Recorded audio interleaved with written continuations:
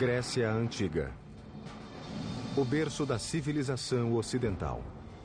Por mais de 1000 anos, esse povo forte e carismático desenvolveu os mais avançados feitos tecnológicos que o mundo já vira. So you have the appearance of a new generation of thinkers.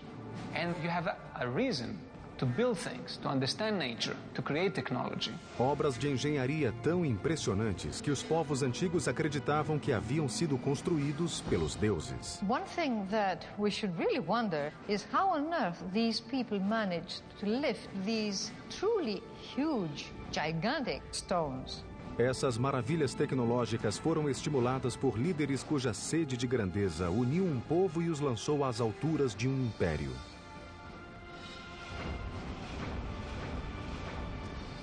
Mas essa brilhante explosão de cultura e criatividade sucumbiria vítima de batalhas ferozes que lançaram irmão contra irmão. Duelos mortais que levariam ao fim de uma era de ouro.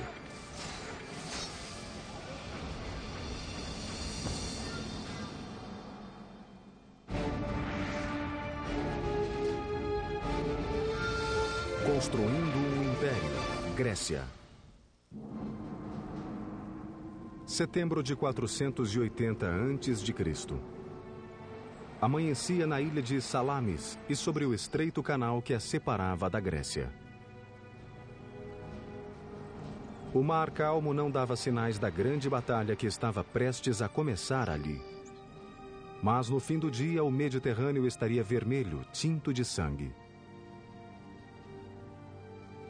Em jogo, nada menos do que o futuro e a independência da Grécia, um país de ilhas e cidades-estados que estava fora do alcance do maior império do mundo conhecido, a Pérsia. Persia was the world superpower of its day, enormously wealthy, enormously self-confident, the greatest multi-ethnic, multicultural empire the world had seen. No horizonte, uma força invasora de proporções épicas.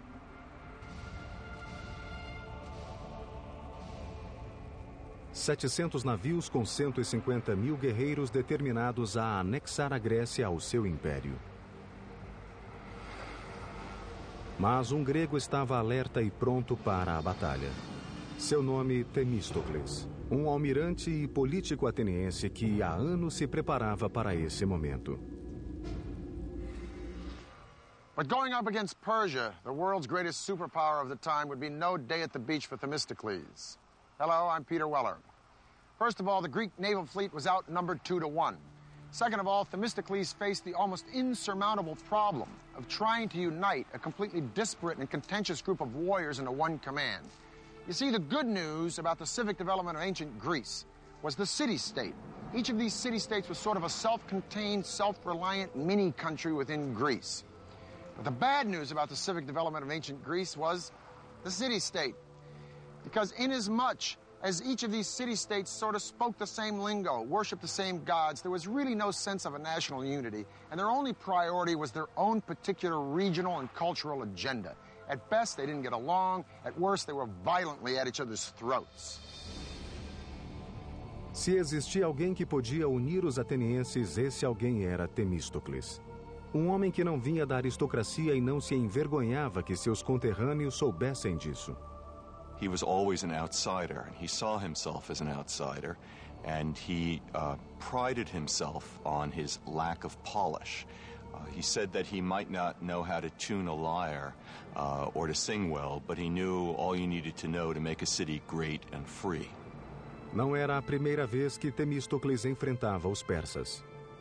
10 anos antes, uma força persa menor invadira a Grécia pela primeira vez e lutara contra os atenienses e seus aliados na cidade de Maratona. Agora, Temístocles levaria aquela experiência para Salamis e concentraria sua estratégia em uma falha que ele detectara na máquina de guerra persa, a marinha. He understood that the water was not the Persians' natural element. Persia was a land power. In fact, Persian religion considered salt water to be demonic. Temístocles queria que os gregos construíssem uma marinha diferente de tudo o que o mundo já vira.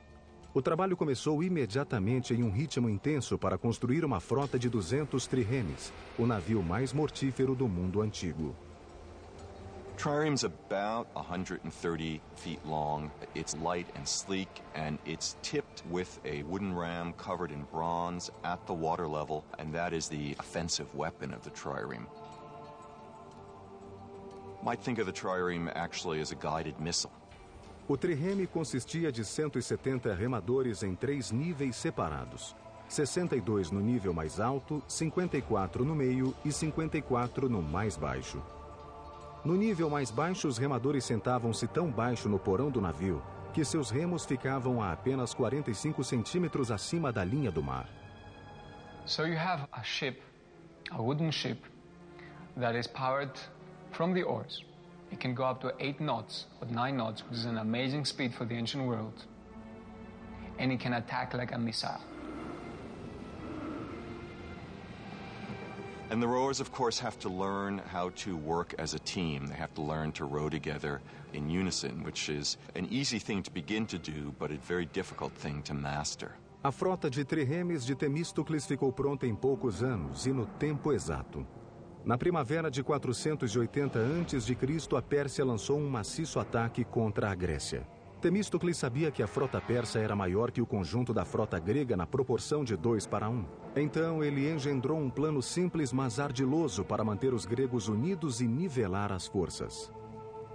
He had to turn a disadvantage into an advantage, the fact that he had fewer ships than the Persians. So he had to lure the Persians, if you like, into such a battleground that they could not advance the whole ranks. So he can actually concentrate their power and strike it.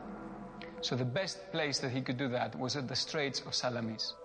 Temístocles engendrou um ardil para atrair a frota persa aos estreitos de Salamis. Themistocles was a very cunning man, a great trickster. Themistocles knew that the Persians preferred to win battles through diplomacy, through intimidation, and through buying traders. Na véspera da batalha, ele mandou um serviçal de confiança para o campo persa. O serviçal fez o papel de traidor, contando ao rei persa que os gregos estavam desorganizados e que se os persas enviassem seus navios à noite, poderiam surpreender a marinha grega pela manhã. Os persas morderam a isca.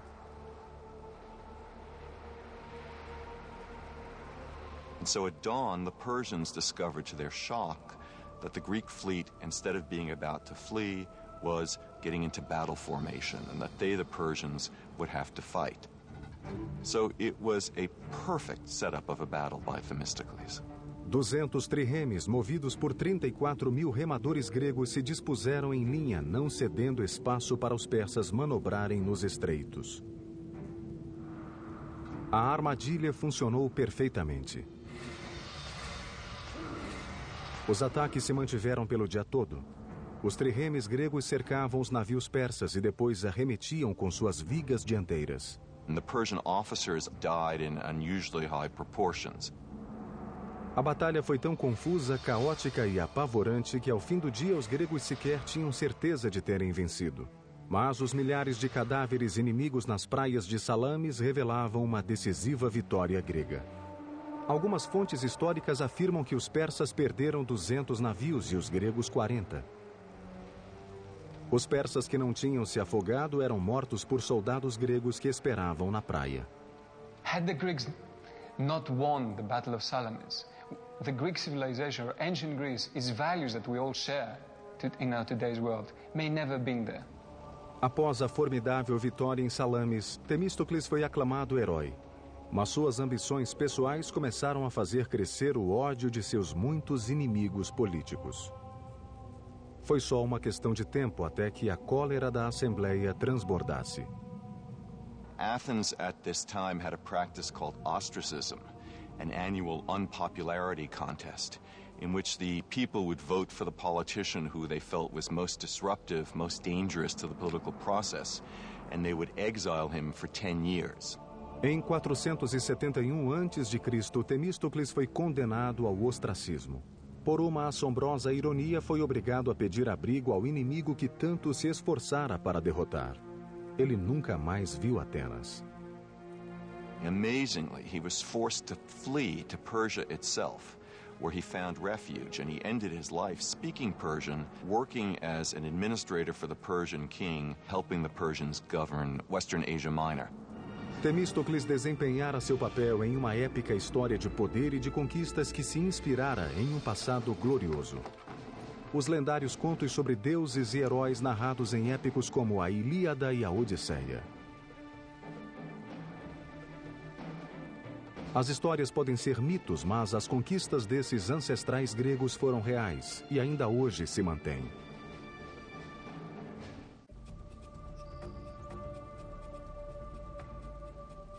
Por volta de 1300 a.C., um povo que falava uma forma antiga da língua grega habitou grandes porções da Grécia.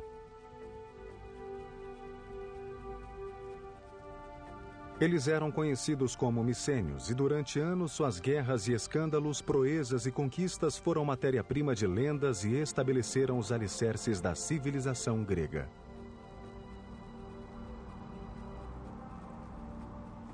Micenas, a capital, era rodeada por uma cidadela maciça construída ao longo de 150 anos.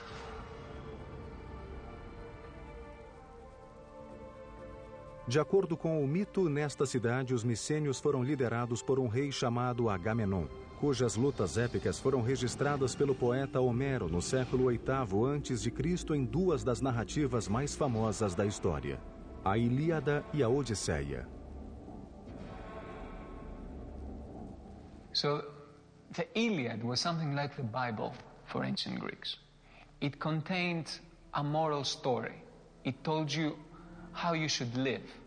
It described gods, it described religion, but also described people. It described situations. It gave ideals that you should look upon. As narrativas da Ilíada e da Odisseia tornaram-se famosas. O sequestro de Helena por Paris, os 10 anos do cerco infligidos por Agamenon a Troia, e o gigante cavalo de madeira utilizado pelos gregos para entrar em Troia e destruir a cidade. Embora as proezas de Agamenon durante a Guerra de Troia tivessem sido heróicas, seu retorno a Micenas não teve uma recepção muito calorosa. Ele foi assassinado pela própria esposa.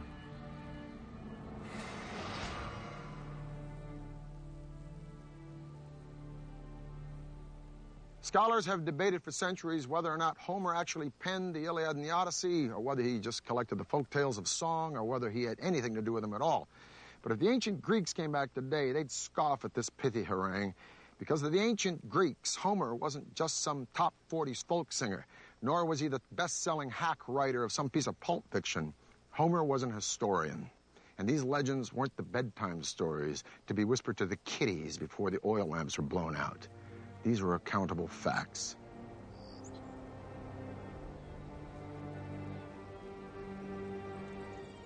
This is what is left of Mycenae, the capital city of which Homer writes, and where many, including me, would like to believe that Agamemnon really ruled.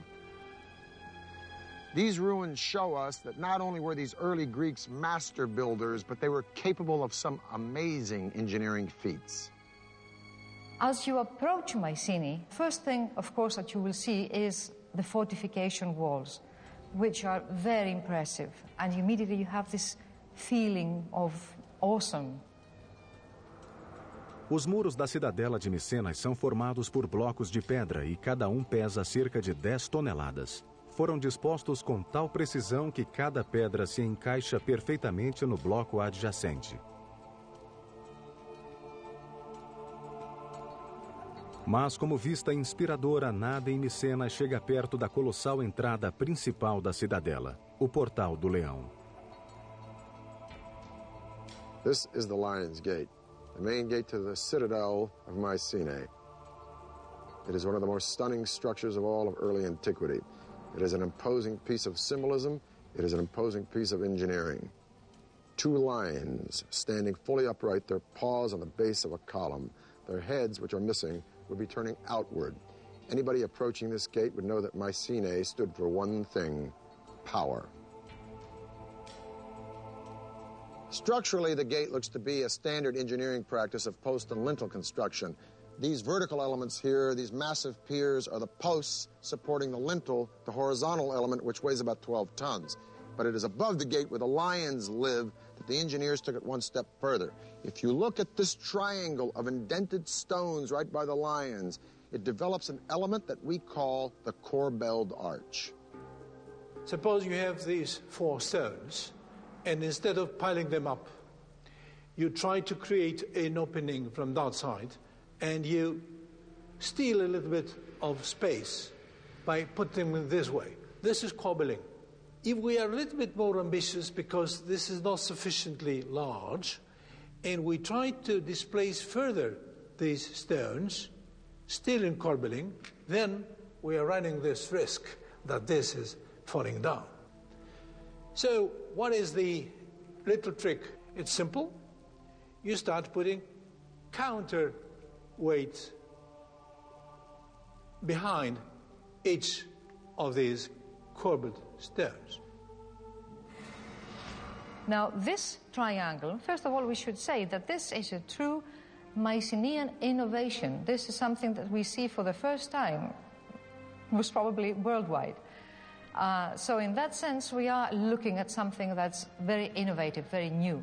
Os engenheiros micênios levaram o arco avançado passo além. Eles aplicaram a ideia para criar um revolucionário espaço interior com uma cobertura chamada abóboda. A cobertura era utilizada em apenas um tipo de construção: túmulos. Como os egípcios, os micênios construíram estruturas extraordinárias para abrigar seus líderes mortos. Esses túmulos chamavam-se tóloi. Suas construções partiram de algo que os engenheiros micênios nunca haviam feito. I mean, the circular form is completely absent in the architectural minds of the Mycenaeans. The Mycenaeans work with straight lines and right angles. So the circle is just for this kind of structure. So that makes the impression and the symbolism of the circle as related to death even stronger. Construir um tóloi era um gigantesco empreendimento de engenharia. O primeiro passo era cavar a lateral de uma colina. So they dug this trench, and this trench would form the dromos, which means in Greek road or way. In this case, it's a walkway to the tomb, and it's flanked on each side by these beautiful almond stones set in lengthwise and edgewise. Now, 3,200 years ago, in 1200 BC, a visitor approaching would walk down this dromos, and then he would be confronted by an unbelievably magnificent and stunning sight, this massive doorway. The doorway would be flanked by 2 fantastic columns carved out of solid green marble with zigzag and spiral designs going all the way up. Each one of these massive stones is 2.5 feet tall, and there are 33 rings of these stones laid out in a conical shape. Now, each layer of stone is laid over the lower one in a sort of protruding fashion. That's what we mean by the corbelled style. And then they're shaved down to make it all very smooth. In order for this structure to be stable, you need a constant pressure from outwards inwards, very much like a barrel where you need this band, this metallic band around to keep the rings together. This pressure comes from the addition of earth. As they build, they add earth from around, and quite a lot of earth, and there comes a point when they have finished the beehive structure inside. At the same time, they have built a whole earthen mound on top. Por volta de 1100 anos antes de Cristo, essa civilização grega se desintegrou e desapareceu repentina e misteriosamente. There's lots of theories about that. I think the most dominant one is new tribes, new barbarian tribes came from the steppes, and they attacked the civilizations of Egypt, they attacked the civilization of Mesopotamia, causing disruption in the trade routes. But that became their fall. Com a queda de Micenas, a Grécia entrou na Era das Trevas. Por 4 séculos, sua cultura caiu em profundo torpor. Então, no 8º século antes de Cristo, as cidades-estados autonomamente começaram a se desenvolver e a florescer. cada qual forjando sua própria identidade e competindo por superioridade econômica, militar e tecnológica. Uma ilha grega em particular, Samos, veria a construção de um dos feitos de engenharia mais impressionantes do mundo antigo, movendo montanhas para levar água ao povo.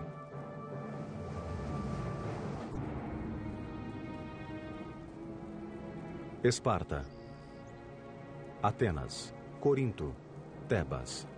Estas são apenas algumas das mais de 100 cidades-estados que emergiram por toda a Grécia 400 anos após o desaparecimento da civilização micênia. Antes do advento da democracia na Grécia, muitas dessas cidades-estados eram lideradas por um único governante, chamado de tirano na Grécia Antiga. Por volta de 540 a.C., um tirano chamado Polícrates governou a ilha e cidade-estado de Samos, no mar Egeu Oriental. He was quite a player on the international scene. He made tactical alliances, not just with the Persians, but also, for example, with the Egyptians. He was an ambitious figure. Polícrates viu que o caminho para o poder de uma ilha como Samos era pelo mar. Ele construiu uma frota de 100 triremes, aterrorizando as cidades-estados vizinhas e taxando navios que passavam pela região. Under Polycrates, Samos, his home island, became the dominant sea power, and that was the basis of his wealth and power. Com sua riqueza recente, Polícrates construiu muros defensivos em torno da capital e se lançou a resolver um problema que atormentava muitas cidades no árido clima mediterrâneo: água potável. Samos was a very, very important and powerful city. They were needing a lot of water and they were short of water. Havia uma nascente abundante, mas ficava a 274 metros no Monte Castro. Polícrates e seus engenheiros tinham que imaginar o modo de ligar a cidade à fonte. Construir um aqueduto em torno da montanha não era uma opção. You could construct a water supply system around the mountain, but the first thing a besieging enemy would do to cut off that water line, and there you are with your wonderful fortification, with your wonderful new walls, and you're drying out. A solução requeria algo fora do comum. Polícrates procurou um engenheiro chamado Eupalinos. Este veio com uma solução que literalmente significava mover uma montanha, um túnel que atravessasse o Monte Castro. Seria um projeto enorme e extenso. The time needed for such tunneling should be enormous. Therefore, the decision was taken to drive tunnels from both sides. This is a mathematical and a technical problem. Como os engenheiros da atualidade fizeram sob o Canal da Mancha, Eupalinos cavou túneis dos dois lados da montanha para que se encontrassem no meio. Para tanto, teria de se certificar que cada túnel começasse na mesma altura nos lados opostos da montanha. Os túneis também tinham que coincidir no plano horizontal. Caso contrário, eles passariam um ao lado do outro como navios na noite. Sem equipamento sofisticado de exame topográfico, era um notável desafio de engenharia. A teoria envolvia uma caminhada curta em torno de uma grande montanha. Simulando um caminho da fonte para a cidade em curtas linhas perpendiculares, Eupalinos podia medir cada pequena extensão para calcular dois lados de um triângulo retângulo. Com dois lados do triângulo conhecidos, a hipotenusa era o caminho do túnel através da montanha. O que tornava esse prodigioso feito de engenharia ainda mais impressionante é que envolvia não só um túnel, mas dois. O túnel principal foi cavado a uma altura e largura de cerca de 2 por 2 metros, para ser usado apenas como espaço de trabalho para cavar um segundo túnel adjacente e abaixo do principal e que serviria como aqueduto. O túnel de trabalho foi cavado em terreno plano e o do aqueduto na lateral e abaixo daquele. Esse segundo túnel precisava ter um leve declive que permitisse o fluxo suave da água em direção à cidade. O risco de vida era permanente naquelas escuras e perigosas entranhas da montanha. Once they were in the mountains, the difficulties must have been paramount because rock may be moving in unpredictable ways. Water may all of a sudden splash up and cause havoc. This was probably a constant danger. Apart from that, it was dark and needed to be illuminated, and you needed to constantly know where you are in order to keep your line straight. Após pequenos ajustes, as duas equipes se encontraram na metade do caminho, quase que exatamente onde Eupalinos originalmente determinara. Os pisos dos dois túneis se conectaram com apenas 60 centímetros de diferença. Uma discrepância de menos de 1% do comprimento de 1.066 metros do túnel. Esse impressionante feito de engenharia pode ter sido o momento luminoso do reinado de Polícrates. Mas sua sorte política não seria tão brilhante. The Persian governor on the coast of Asia Minor decided that that degree of autonomy that Polycrates enjoyed was unsuitable to the development of Persian power, and he was arrested and brutally tortured and crucified. Polícrates foi apenas um entre muitos tiranos que governaram as cidades-estados da Grécia Antiga entre 800 e 500 a.C. O poder de poucos sobre muitos era a única forma de governo que os humanos conheciam. Mas isto estava prestes a mudar. A cidade-estado de Atenas mudaria o curso da história. O líder visionário que faria isso acontecer se chamava Péricles. Seu legado seria um monumento eterno da Acrópole ateniense que se ergueu acima das nuvens. Um impressionante exemplo de precisão de engenharia chamado Partenon. Em 480 a.C., quando Temístocles derrotou os persas na Batalha de Salamis, ele salvou não só Atenas, mas também sua jovem democracia que nascera há 25 anos. Para Atenas, a época do governante único acabara. Atenas era rica em poder militar, tesouros, tecnologia e ideias. Estava pronta para sua época de ouro e um homem a conduziria até lá. Seu nome era Péricles, um intelectual democrata e esclarecido que apoiava as artes. Mas Péricles também expandiria o poder ateniense através de outros meios, inclusive ameaças, suborno e força bruta. Pericles came from one of the old aristocratic families of Athens, so he came from the kind of family background in which a career of political and military leadership was expected. Sua escalada ao poder começou quando foi eleito, ainda jovem, para o posto de estrategos, em um grupo de 10 homens que comandavam o exército e definiam a política externa. Político nato e talentoso orador, Péricles logo se tornou o estadista mais influente e poderoso de Atenas. Pericles was the typical political animal, if you like. This guy was a politician. He was able to speak and convince. He was completely dedicated to what he did. Péricles tornou-se líder de Atenas em 461 a.C. Graças à frota de triremes que Temístocles construíra, a marinha ateniense manteve-se insuperável no Mediterrâneo Oriental. Mas, apesar da derrota do Império Persa em Salamis, sempre pairava a ameaça de uma outra invasão. Em 478 a.C., Atenas e as cidades-estados do Egeu formaram uma aliança de defesa mútua chamada Liga de Delos, a versão da OTAN do mundo antigo. By 450 BC, Athens has become the undisputed leader of the Delian League, which is nothing more than a money faucet for the city-state.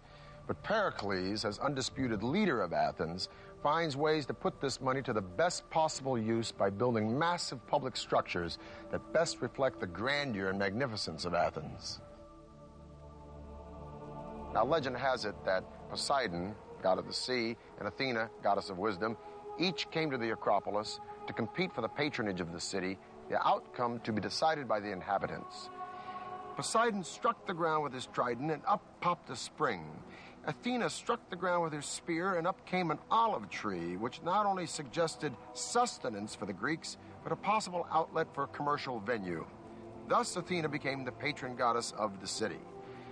Over the centuries, there were several temples to Athena, most of them destroyed. But we leave it to Pericles to give the world the most remarkable piece of architecture in all of Greek antiquity, the Parthenon. Péricles decidiu reconstruir o Partenon na Acrópole, usando as fundações de um antigo templo de Atena. Foram necessários milhares de trabalhadores e hábeis artesãos para criar esse templo magnífico. Custou mais do que qualquer outra edificação projetada pelos gregos, 30 milhões de dracmas, o equivalente a bilhões de dólares.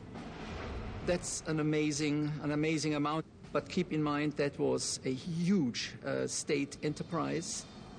A construção do gigantesco projeto começou em 447 a.C. O Partenon deveria ter 2/3 de um campo de futebol. Suas dimensões externas, 70 metros de comprimento por 31 de largura. O primeiro desafio foi retirar o mármore de uma pedreira na montanha a 16 quilômetros. Ao todo, seriam necessárias 30.000 toneladas da delicada pedra branca. Na pedreira, os trabalhadores usavam as fendas naturais para retirar da montanha blocos gigantescos de mármore. The first step is to locate these cracks and calculate if this piece of marble is sufficient for my specific purpose. The second step is to put within these cracks both horizontal cracks and vertical cracks, wedges, iron wedges. Why? Because an enormous energy was given by hammering all these wedges simultaneously, so that the brittleness of the material makes further cracking. Com os blocos gigantes prontos, grupos de homens usavam alavancas, cordas e roldanas para manobrar o mármore e prepará-la para o transporte até a Acrópole. Acidentes eram frequentes. There was an enormous risk that this big block would slide further on, killing people underneath. Cortar e transportar o mármore da montanha foi apenas metade da batalha na construção do Partenon. Os engenheiros agora tinham que responder à questão: como levantar aqueles monstros de mármore de 10 toneladas e erigir o maior templo que o mundo já vira? Julho de 447 a.C. A construção de um magnífico templo começou na Acrópole ateniense. O Partenon era o grande projeto de Péricles, um líder dinâmico e ambicioso que levaria Atenas a uma idade de ouro jamais vista na Grécia Antiga. It was a statement. We are the most powerful city. We are the cauldron of democracy and free thinking. We have the best people, we have the best army, the best navy, we are the leaders. O Partenon diferia da maior parte dos templos da época, que consistia de uma construção hexastilo com pórtico de 6 colunas e 13 colunas laterais. O Partenon seria um octoestilo com 8 colunas por 17. That makes the building very different because they all have basically the same proportions. When you make them larger, you simply scale up everything. To make it wider was to give it an extra dimension. As colunas forneciam um apoio principal para a estrutura. Cada coluna consistia de 11 tambores empilhados uns sobre os outros. Como eram esculpidos, se encaixavam perfeitamente quando colocados em coluna. Para isso, o topo de cada tambor era dividido em 4 círculos concêntricos, com cada anel aplainado ou não, dependendo da intensidade necessária de fixação para se encaixar com o tambor seguinte. No centro de cada tambor, os pedreiros abriram um entalhe retangular de 15 centímetros de área e de 7 a 10 centímetros de profundidade. Depois, os carpinteiros inseriam cavilhas nos entalhes que serviam para alinhar e centralizar com o tambor de cima. O desafio seguinte era levantar os pesadíssimos tambores, sobretudo os das seções mais altas. Uma única coluna do Partenon pesa entre 63 e 119 toneladas. A crane is an extremely simple device. You have just a boom, and then you have a series of pulleys, which, as we know, just give you the possibility of taking up a weight of, say, 10 tons by pulling down only 100 kilos. Os engenheiros prendiam a pedra no guindaste de várias maneiras. O método mais utilizado era amarrar a ponta da corda na parte superior de um gancho de metal em S, firmar as cordas mais curtas na parte inferior do gancho e laçá-las em pequenos botões que eram deixados em bruto no mármore precisamente com esse objetivo. Normalmente eram deixados 4 botões no tambor ou no bloco de pedra, distribuindo uniformemente a força necessária para içar o objeto. As paredes dos espaços interiores deveriam ser colocadas com muita precisão, pois os construtores gregos não usavam argamassa. Para manter unidas as extremidades de cada bloco, os construtores cavavam as laterais com um desenho em T duplo. Depois inseriam bastões de ferro para mantê-los unidos. Com as colunas e os blocos em posição, os botões utilizados para içá-los eram tirados e as marcas aplainadas. There's a saying that there are no straight lines in the Parthenon. Now, what's meant by this is that the architects incorporated a series of sort of optical illusions when they built it. It starts with the stairs, goes up through the columns, all the way up to the top of the building, the pediment, that triangular element at the top. So let's take a look at the stairs. They seem to be straight, but no, closer look, they bow in the center and they go back down at the end. Now this conceit, if you will, continues right up to the columns. This column is of the Doric order. There's no base. It seems to grow right up out of the stone. Each column has 20 flutes, which makes the column sort of undulate as you look around it. And then the column bows out in the center and bows back up at the top. This is a process called entasis. Such long lines, which are more or less at the level of your horizon, tend to curve. So in order to extinguish this effect, they curve them the other way. So the result, again, is more harmonious and you see it as being straight.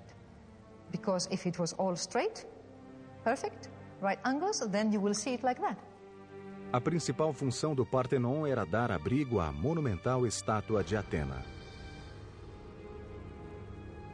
Parthenon was an extremely expensive building, but the statue inside of it was almost equal in cost to the building itself, if not even more expensive. Athena's statue was about 10, 11 meters high. That means 32, 35 feet or so. And it was of the materials gold and ivory. Centenas de escultores criaram figuras que pareciam vivas, o que demonstra que havia talento não só na construção. O trabalho mais famoso na decoração do templo é o friso que corre nas paredes internas. Foi esculpido em baixo relevo, com as figuras muito próximas do plano de fundo. Retrata a Panateneia, uma celebração à deusa Atena realizada a cada 4 anos. What survives on the site of the Parthenon today are the white marble remains of the building. In antiquity, not only the sculptures, but also many other parts of the building were richly decorated with paint. Porém, nem todos os cidadãos ficaram encantados com o Partenon. Alguns consideravam o projeto de estimação de Péricles horrível e um simples monumento à sua própria glória. Now, many Athenians hated the Parthenon, the temples. They thought it was disgusting. They thought it was terrible. Plato didn't like it at all. For many Athenians, when they saw in their holiest of holies, if you like, those new buildings coming up, buildings that had incorporated novelties, buildings that were making a break from the past. Os murmúrios de descontentamento em Atenas não se limitavam ao Partenon. Como Péricles continuava a expandir o domínio de Atenas, seus rivais começaram a conspirar contra ele. Em pouco tempo, começaram a lançar ataques aos seus aliados.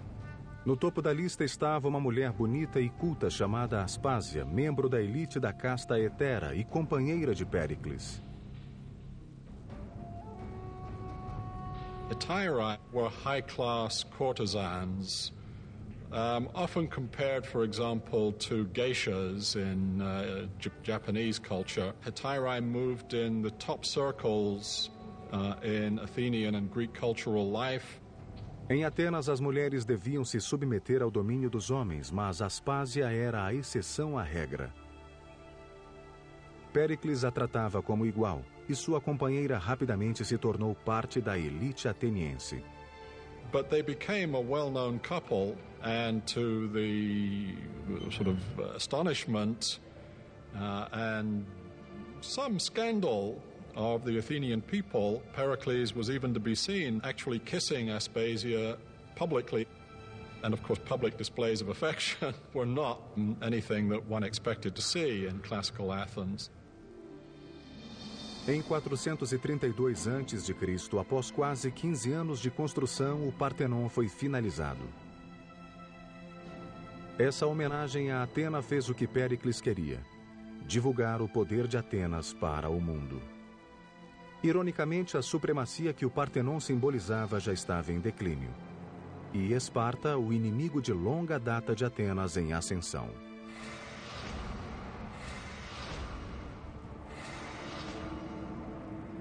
Once Athens had established this great alliance system, or as some people put it, this Athenian empire, and arguably that's what it became, the Spartans began more and more to look askance, as it were, at the Athenians, and eventually, by the 430s, to feel threatened by the Athenians.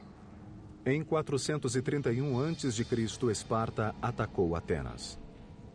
Durante 2 longos anos, Atenas resistiu ao cerco de Esparta, mas a luminosa cidade de Péricles estava prestes a sofrer o ataque de um inimigo invisível. After a couple of years, because of the overcrowding in the city of Athens, disease that seems to have come originally from the Near East attacked the Athenian people. It's known as the Great Athenian Plague. Large numbers of Athenians died in this plague.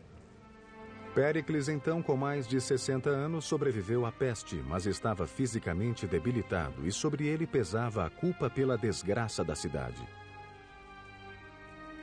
Em 429, com a peste e a guerra eclipsando sua amada cidade, Péricles morreu.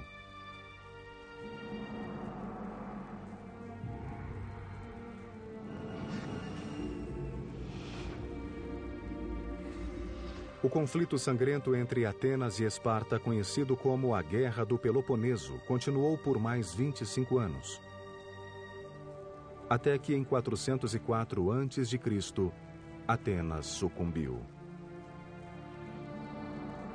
With the end of the Peloponnesian War, the time of Pericles and the dominance of Athens was over. Great marvels of Greek culture and Greek engineering would live on. And the irony was that the two men, the two purveyors of the fantastic legacy of classical age of Athens, were not Athenians at all. The names of these two men would be synonymous not only with conquest, but with Hellenism, the spreading of the Greek ideal of culture and value throughout the world, right on up to our own modern day. These two men were Philip II of Macedonia and his son, a man who would be the envy of every single general and emperor from Julius Caesar to Napoleon to George Patton. A man who would traverse most of his known world in his short 33 years, that student of Aristotle and self-proclaimed God, Alexander the Great. I'm Peter Weller for the History Channel.